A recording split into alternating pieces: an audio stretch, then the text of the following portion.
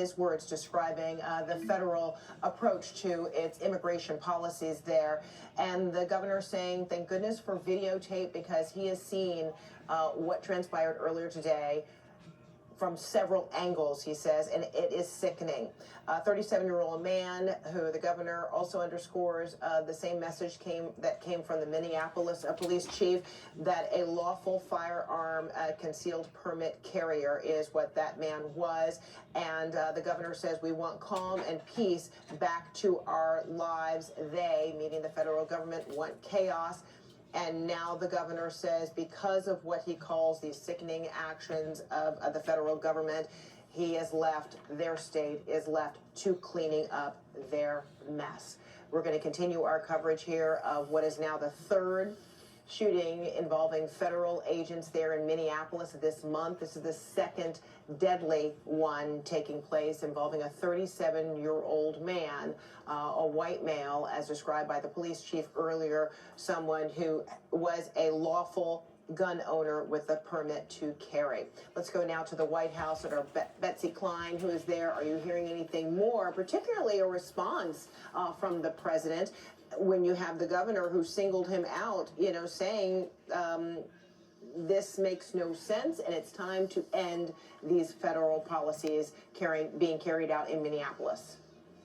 That's right. I mean, I think we are just witnessing this remarkable back and forth playing out between local and federal and state officials right now in the aftermath of this third shooting of a person in Minneapolis in the last month. Now, it's hard to envision how this ends, and we are seeing this deep tension really play out here. Walz, the governor of Minnesota, he said that he spoke with Chief of Staff Susie Wiles. He said that he gave her two requests. The first, he said, was to get these federal agents out of here. The second was that he was making clear that his state will take the lead on the investigation. He said, quote, Minnesota's justice system will have the last word on this. He also said that he told the White House, including White House Chief of Staff Susie Wiles, that the federal government, in his words, cannot be trusted to handle this investigation. He said the state will handle it, period. He also made a direct appeal to President Trump to remove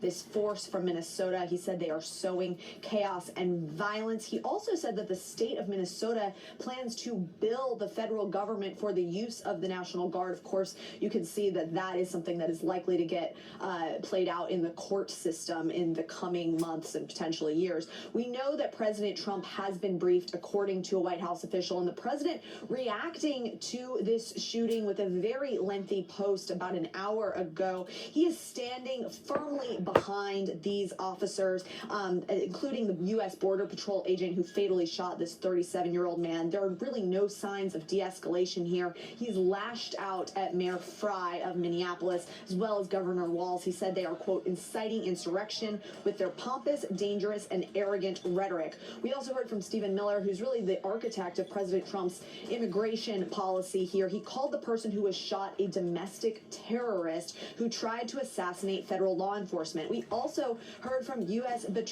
Border Patrol Commander-at-Large Gregory Bovino in a press conference last hour. He said that this person wanted to do maximum damage and massacre law enforcement. He did, however, indicate that this is going to be under investigation. Of course, it's going to take some time for that to play out. The tensions on the ground are incredibly high. But I also want to point you to some very notable reporting from our colleagues Elena Trine, Priscilla Alvarez, and Kristen Holmes from yesterday. Again, this is prior to this incident, but their reporting indicated that these ongoing protests, the images that the White House was seeing out of Minnesota, have prompted concerns for some in the Trump administration about the optics of this immigration crackdown. The president himself privately frustrated that his immigration message is not getting out. We know that the president has weighed invoking the Insurrection Act. That is that centuries-old law that allows a president to deploy troops domestically. And we don't know at this point whether this situation changes his calculus on that. But as of last week, there were about 1,500 active duty U.S. troops